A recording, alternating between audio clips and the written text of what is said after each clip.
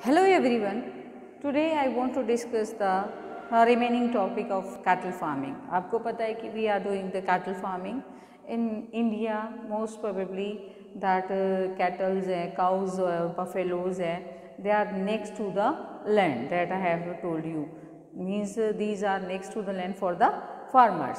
Okay, and human beings mainly domesticate them for milk, then for other purpose like meat or for leather and for transportation or transportation may be there. Thus the cattle raising in done that is fulfill the specific need of the dairy as well as draught and dual purpose of breeds. Okay, so generic name cow का मैंने आपको बताया था Bos indicus था and generic name जो buffalo का है वो बॉस बाबलिस है. ठीक है, सो इन दोनों का आपको ध्यान रखना है एंड यू नो दैट जो काउज हैं वो कहाँ होती है such as Gujarat and Rajasthan में, ये यहाँ पर होंगी ड्रायर प्लेसेस पे होती है most probably. Okay, and buffaloes है कॉमनली इंडियन वाटर बफेलो बोलते हैं इनको. तो नेम इनका आपका पता है बॉस बबलिस है एंड ये वेल एडेप्टेड वेट एरियाज़ में, रिवर बेड्स में, वेट एरियाज़ में. क्यों पानी ज़्यादा चाहिए, वेस्ट बंगाल में, आंध्रा में, तमिलनाडु में, तो इनको पानी चाहिए इसलिए ये यहाँ पर मिलते हैं ज़्यादातर, वेट एरियाज़ में मिलेंगे. ठीक है, उसके बाद मैंने आपको ड्रॉट ब्रीड्स बताई थी. ड्रॉट ब्रीड्स क्या हैं, these meat they are giving meat and gives us milk as well as and they are used as an labour.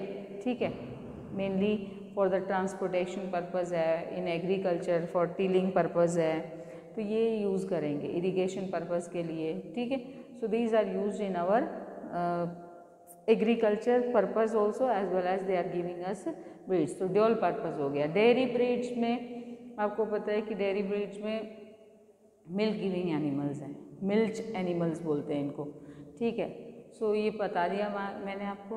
फिर इंडिजीनियस ब्रीड बताई थी आपकी काव को. काव की ब्रीड्स कौन कौन सी हैं इंडिजीनियस, तो रेड सिंधी बताई थी, देन आपको साहिवाल बताई है मैंने और गिर बताई है. ठीक है, फिर बफेलो के बीच 3 बता दिए मैंने, मेनली 3 ब्रीड बताई थी, मुरा, मेहसाना और सूरती. ठीक है, ना क्वालिटी ऑफ मिल्क, एक्चुअली जो बफेलोज हैं there are buffalo is a potentially the most productive economic animal.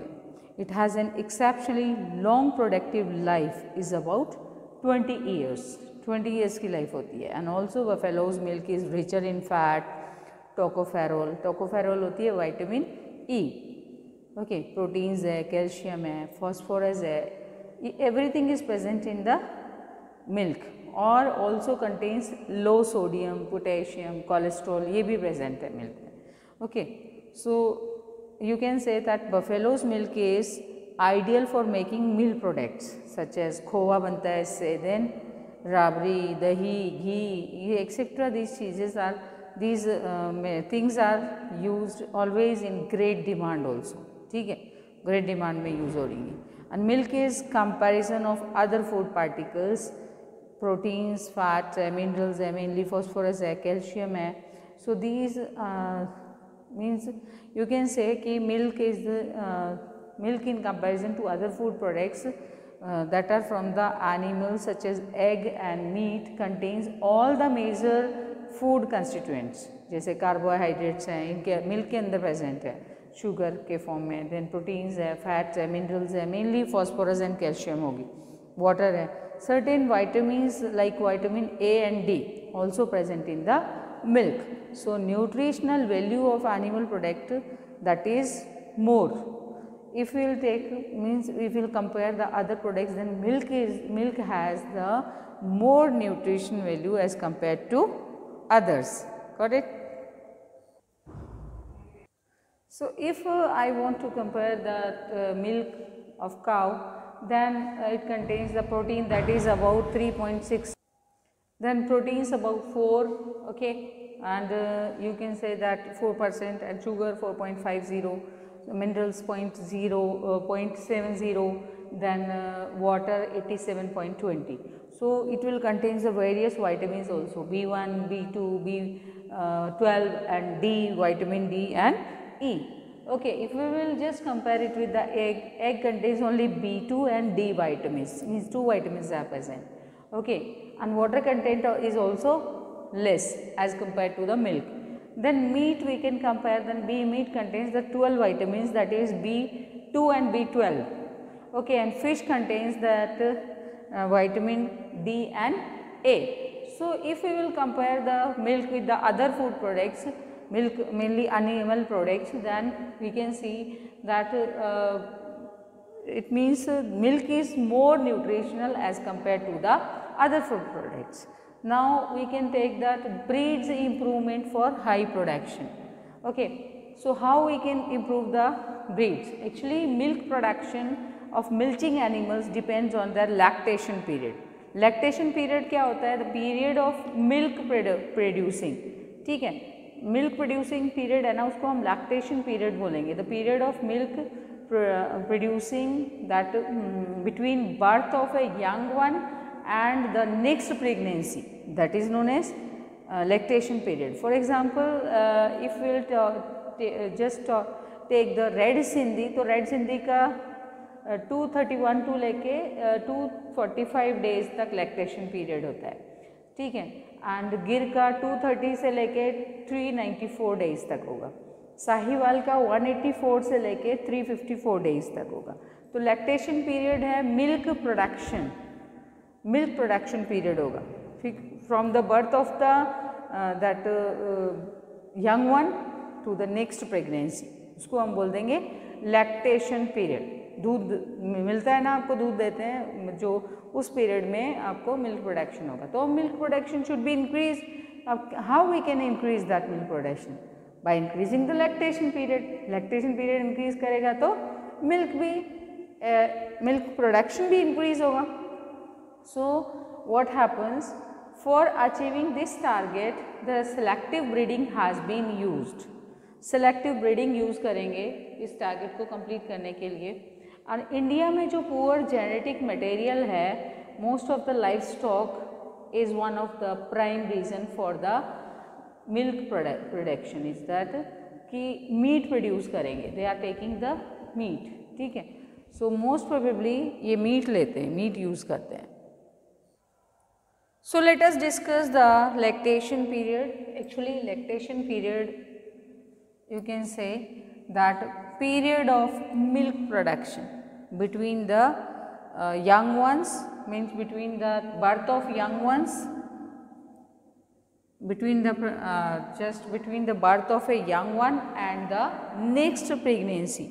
So that is milk giving or milk production period is known as the lactation period.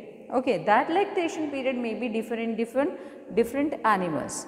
So that lactation period will be increased by the method that is known as selective breeding. But these practices of selective breeding, we can do. What is breeding? Actually breeding means to reproduce. Okay, and in case of animals, the breeding is done to obtain the animals, okay, with desired characters. Okay, means they have to give the more milk, they should provide the more milk. Like two individuals of desirable characters can be selected as parents, and these are then obtain the new breeds of the animals. And by cross breeding a cow of low milk yielding breed with a bull of high milk yielding breed, we can cross these two and we can get a new breed of cow which produces more milk. Okay, so like that we can take the selective breeding, we can use the selective breeding. But these different desired or characters, how we can choose? So we should choose some desired characters before the breeding, that are, what are these? First is tolerance to disease, means they have to tolerate the disease, they are not suffering from the climatic conditions, they are not, means they are not just attacked by the disease. Also resistance power भी होना चाहिए, climatic conditions के according भी tolerance power होना चाहिए. Got it? So first tolerance power to climatic conditions, second आप बोल सकते हो lactation period. Okay, lactation period should be long so we can get more milk. High yielding of milk products like milk है, meat है, तो high yield होना चाहिए. Then resistance to disease होना चाहिए. प्रॉपर एज ऑफ रिप्रोडक्शन भी होना चाहिए. Then good health and general appearance होना चाहिए. ठीक है, सो ये सब चीज़ें होनी चाहिए. तो late us right these things. So let us discuss the different characteristics which are used to choose the different characters for the breeding purpose. ठीक है, कौन कौन से characters है? First tolerance to climatic conditions है. Second lactation period, so we can choose that. second one lactation period. third lactation period we can write. Okay. After that, after lactation period, we can choose the another character or trait, that is high yield of the milk production or high yield of, you can say, of the produce, that is milk or meat. So high yield of milk produce. Got it? So you can write high yield of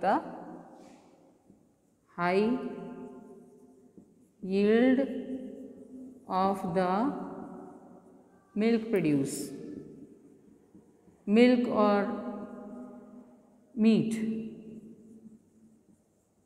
that should be high yield. milk है या meat है, high yield होना चाहिए. तो high yield of the produce milk और meat लिख लो. high yield of the produce दोनों में से milk और meat कोई भी एक. सो हाई प्रोडक्शन होना चाहिए मिल्क और मीट का. ठीक है. देन रेजिस्टेंस टू डिजीज़ होना चाहिए. रेजिस्टेंस पावर ज़्यादा होना चाहिए, डिजीज़ नहीं होनी चाहिए उनको. ठीक है. So resistance to disease. ठीक है. नेक्स्ट क्या कैरेक्टर होना चाहिए कि ब्रीडिंग करने से पहले आप उस कैरेक्टर को चूज़ करें. सो प्रॉपर रिप्रोडक्शन होना चाहिए, means proper age of reproduction होना चाहिए. Got it? So proper age of reproduction, age of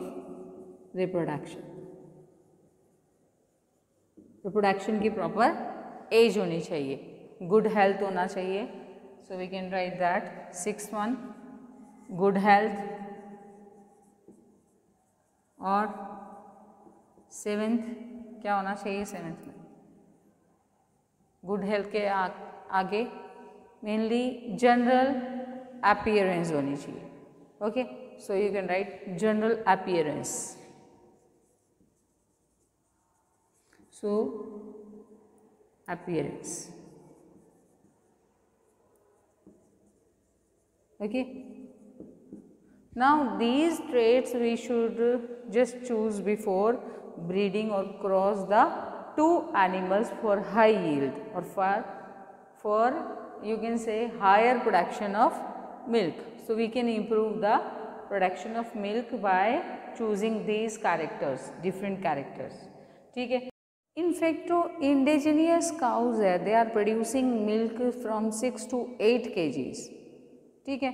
while जो एक्जॉटिक ब्रीड्स है, मतलब फॉरेन ब्रीड्स ऑफ काउज है, they are producing around 60 litres per day. So you can think कि कौन ज़्यादा milk दे रहा है. एक्जॉटिक ब्रीड्स है, they are providing more milk as compare to the indigenous variety or Indian variety of our country. तो lactation period है वो exotic breeds का is relatively longer than our indigenous breeds, ये बोल सकते हो आप. And to improve the production of milk of our indigenous cows, cross breeding program has been undertaken at a number of research centers in our country. So first method of breeding animals, how we can use the methods of breeding animals. So we can use the two methods of breeding animals. ठीक है. First तो natural method है और दूसरा artificial method. जो natural method है it is an traditional method of breeding. Traditional method है breeding का. It takes place of cross breeding of between the desi मतलब indigenous cow and the bull of high milk yielding exotic breed by the natural, physical or mating process during the heat period, means during the fertility period of the cow. And the high or mainly yield of milk production, that prolongation of lactation period have significantly improved in successfully that crossbreeds. ओके, improved cross breeding programme है, ये entire country में use होते हैं, उनको बोलते हैं हम आर्टिफिशियल इंसेमिनेशन। ठीक है, आर्टिफिशियल इंसेमिनेशन बोलेंगे। Artificial method of breeding second है, आर्टिफिशियल मैथड ऑफ ब्रीडिंग। क्या यूज़ करेंगे इसमें? आर्टिफिशियल मैथड में scientifically this method is called artificial insemination. Scientifically इस मैथड को क्या बोलते हैं? आर्टिफिशियल इंसेमिनेशन बोलते हैं। And the process of injecting the semen obtained from desired male bull and the that bull has high milk yielding breed into the genital or reproductive tract of female animal during heat period, that is known as artificial insemination. In generally gives improved breeds, and this method widely used to improve the qualities of cow, buffaloes, poultry, horses, sheep, goat and pigs। जैसे Jersey exotic breed है ना, Jersey breed किसकी है? Cow की। तो native of island of Jersey है in English Channel. Holstein breed है, ये फ्राइशियन नेटिव है हॉलैंड की। ठीक है, ये भी एक्सोटिक ब्रीड है। देन ब्राउन स्विस है, ये नेटिव ऑफ स्विट्ज़रलैंड है। ठीक है, देन इम्प्रूव ब्रीड्स जो है काऊ की इंडिया के अंदर वो कौन कौन सी है? कारण स्विस है, ये ब्राउन स्विस और साहिवाल की क्रॉस है। ठीक है, फिर कारण फ्राइज है, ये हॉलिस्टन और फ्राइशियन की क्रॉस है। ठीक है, थपारकर का क्रॉस है, हॉलिस्टीन थपारकर दोनों का क्रॉस है। फ्राइसवॉल जो है ये हॉलिस्टीन और साहिवाल, हॉलिस्टीन फ्रेशियन और साहिवाल की क्रॉस ब्रीड है। ठीक है, सो ये टेक्निकल जो है टेक्निक ऑफ आर्टिफिशियल इंसेमिनेशन है, ये डिस्कस कर लेते हैं। क्या टेक्निक है आर्टिफिशियल इंसेमिनेशन की? जो सीमेन है हेल्दी एनिमल का, टफ एनिमल का, हाई मिल्क यील्ड ब्रीड का, ठीक है, ये कलेक्ट किया जाएगा और इसको फ्रीजिंग या केमिकल मेथड से इसको प्रिजर्व किया जाता है। इस प्रिजर्वेशन में ये जो प्रिजर्व्ड सीमेन है इसको इंजेक्ट किया जाता है आर्टिफिशियली फीमेल के अंदर, जेनिटल ट्रैक्ट के अंदर। ठीक है, फीमेल एनिमल है, उसके जेनिटल ट्रैक्ट में जब फर्टिलिटी पीरियड होगा उस टाइम पे, हीट पीरियड बोलते हैं इसको, उस टाइम में इसको क्या किया जाएगा? वहाँ पर इंजेक्ट किया जाएगा, आर्टिफिशियली उसको इंजेक्ट किया जाएगा। और बफेलो सेक्सुअली एक्साइटेड होती हैं, रेडी टू मेट होती हैं, उसको हम हीट पीरियड बोलते हैं। ठीक है, ये मोर रिलायबल मेथड है एनिमल ब्रीडिंग के लिए। फर्स्ट एक्सपेरिमेंट हुआ था इस फील्ड में, ये हुआ था 1780s में। ठीक है, एंड यंग वंस मिले थे डॉग के फर्स्ट टाइम। तो more than 6000 artificial insemination centres हैं हमारे इंडिया में, और हमारे फार्मर्स को इनसे बहुत ज़्यादा फ़ायदा हो रहा है विलेजेस में। ये centre Indian veterinary research institute नाम से है ईटानगर में। ठीक है, ये IVRI के नाम से जाने जाते हैं। तो you can write the full form of that also, IVRI। ठीक है, IVRI का मतलब है Indian veterinary research, Indian veterinary research, Indian veterinary research institute. कहाँ है ये? ईटानगर में। ठीक है, इंस्टीट्यूट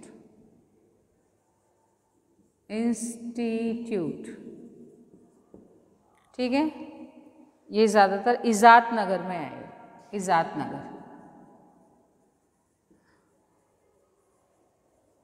नगर में सिचुएटेड है ये।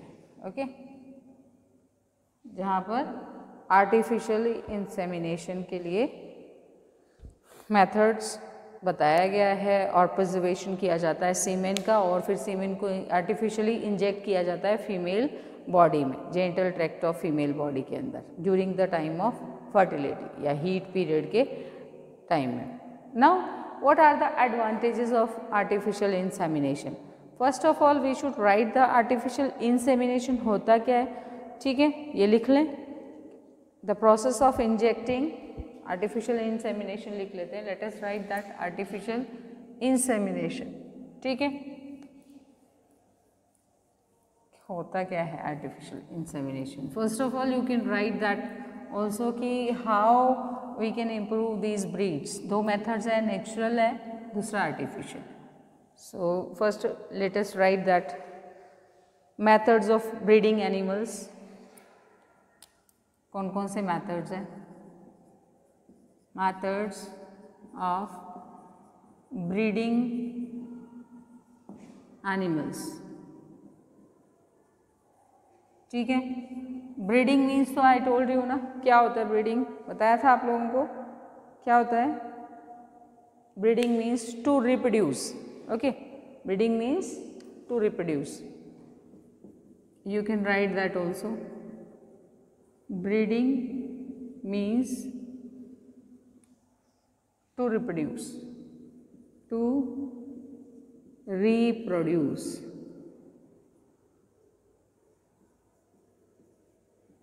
Okay, so that is breeding. So you can write that two methods are there. कौन कौन से two methods है? एक तो मैंने बताया artificial, एक तो है natural method और दूसरा है artificial. So first लिखो आप natural method of breeding. First natural method है,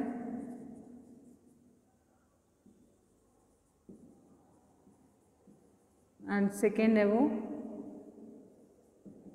आर्टिफिशियल मेथड है, जिसको आर्टिफिशियल इंसेमिनेशन बोलते हैं. ठीक है, तो सेकेंड लिख लो आप artificial method of breeding.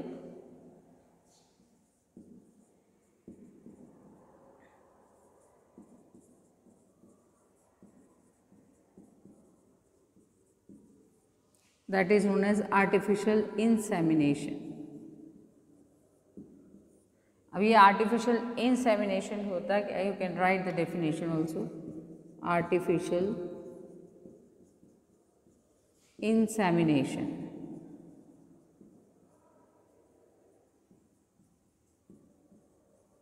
Artificial insemination. Okay, so you can write the definition of it. Actually, the process of injecting the process of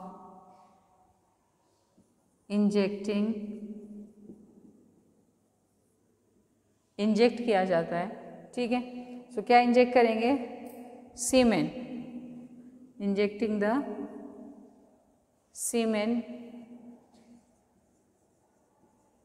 semen inject करेंगे. Okay, injecting the semen obtained from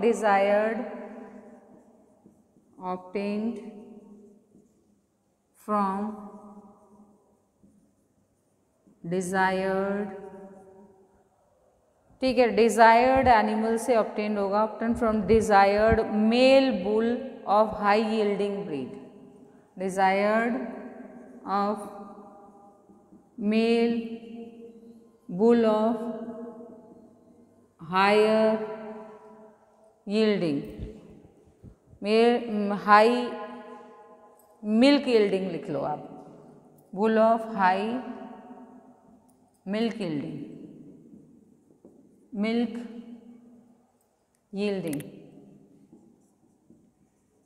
yielding, high milk yielding breed into the genital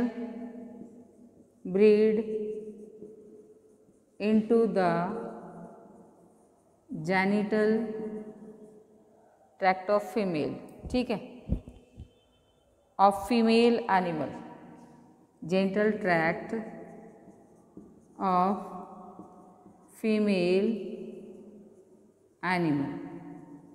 कब? During the heat period या fertility period लिख लो. So animal during heat period या fertility period बोल सकते हो, during heat period, heat period is called artificial insemination. Insemination. Okay. So do you get what is artificial insemination? Artificial insemination में क्या होगा, इस प्रोसेस में इंजेक्ट किया जाएगा सीमेन, और ये सीमेन कहाँ से लेंगे, बुल से लेंगे जिसका मिल्क प्रोडक्शन हाई यील्ड है। ठीक है, तो मिल्क प्रोडक्शन ज़्यादा है, मेल बुल से लेंगे, हाई मिल्क यील्डिंग ब्रीड लेंगे और जेनिटल ट्रैक्ट में डाल देंगे, यानी रिप्रोडक्टिव ट्रैक्ट होता है ना फीमेल का, रिप्रोडक्टिव ट्रैक्ट या जेनिटल ट्रैक्ट बोलते हैं हम, तो उसमें हम रिप्रोडक्टिव ट्रैक्ट फीमेल में एनिमल में डाल देंगे। कब इंजेक्ट करेंगे, ड्यूरिंग द हीट पीरियड और फर्टिलिटी पीरियड। ठीक है, तो doctors will do, veterinary doctors are there, they are doing such type of, they are using such type of methods, artificial insemination करते हैं वो। ठीक है, तो ये टेक्निक आर्टिफिशियल इंसेमिनेशन है। अब जर्सी है, जर्सी तो अपनी एग्जॉटिक ब्रीड है। ठीक है, लेकिन जो इम्प्रूव्ड ब्रीड है काऊ की वो है करन स्विस। इसमें स्विस और साहिवाल, ब्राउन स्विस और साहिवाल दोनों को क्रॉस किया जाता है। ठीक है, तो we can get the Karan Swiss. Now precautions क्या क्या हैं जो आर्टिफिशियल इंसेमिनेशन के टाइम में वी शुड यूज़, कौन कौन से प्रिकॉशंस हैं जो हमें यूज़ करने चाहिए, तो ये आप बता सकते हैं कौन कौन से प्रिकॉशंस हैं। ठीक है, आपको ये ध्यान रखना है प्रिकॉशंस कौन कौन से हैं। तो फर्स्ट, हाई फर्टिलिटी जो भी होगी अपनी इंसेमिनेशन की, उसके कुछ प्रिकॉशंस होंगे। ठीक है, तो फर्स्ट प्रिकॉशन होगा कि जो सीमेन है should be obtain from high quality male animal. ठीक है, हाई क्वालिटी मेल एनिमल से सीमेन लेना है, and the female animal selected should be healthy, वो हेल्दी होनी चाहिए female animal, and of sound breeding age. ठीक है, प्रॉपर एज होनी चाहिए रिप्रोडक्शन की, उसकी ब्रीडिंग एज भी प्रॉपर होनी चाहिए। ठीक है, दूसरा, जो artificial insemination should be carried out only at the proper heat period of female animal. ठीक है, हीट पीरियड में ही आपको आर्टिफिशियल इंसेमिनेशन करवाना है। दूसरा, instrument used in the artificial insemination should be properly sterilised, proper technique should be use for artificial insemination. तो ये आपको बातों का ध्यान रखना है, ये प्रिकॉशंस रखने हैं। नाउ एडवांटेजेस क्या है, क्या what are the advantages of artificial insemination. तो आर्टिफिशियल इंसेमिनेशन के बहुत सारे एग्जाम्पल्स हैं। फर्स्ट जो एग्जाम्पल है that is bulls of selected breeds are kept in climatic conditions most suitable for their healthy living. Second है कि जो bulls are reared in most hygienic conditions under the direct supervision of the experts. और third है तो through selective breeding जो animals of desired characters हैं can be raised, और ज़्यादा बढ़ जाएंगे, raise हो जाएंगे. And fourth है it is economically cheaper है because semen from a single bull can be used to impregnate several thousand cows, about 3000 cows को वो pregnate कर सकती है. Semen can easily transport even to remote places also. ठीक है, high quality semen is available all the time and all places also. However, a high quality bull is not always available at all places. लेकिन semen हर जगह मिल जाएगी आपको क्योंकि वो preserved की गई है. ठीक है, this method is more reliable and hygienic also then the natural method of breeding during the time of mating. It give high rate of successful fertilisation.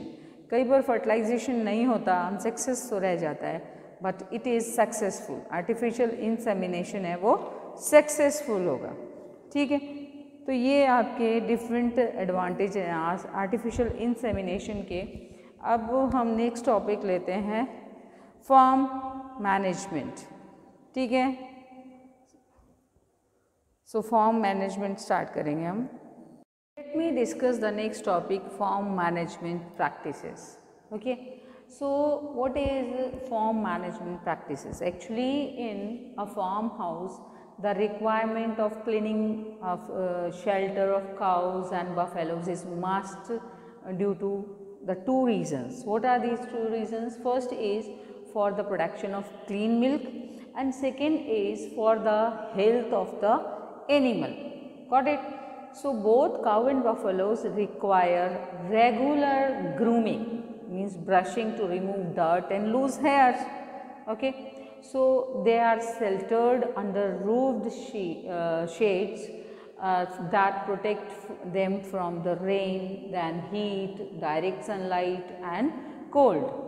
The floor of the cattle shed is made brick lined and sloping for facilitate cleaning and keeping their sitting place dry. Got it? Now generally cow requires about 6 square meter for facilitating means that space is enough for the cow, 6 meter. Okay, so that is space, and buffalo need little more space than the cow. In the shelter, the animals are provided with feeding passage and feeding trough also. They are, means they should use the feeding trough and passage. And the sheds or the shelters, they may be provided with cross ventilation.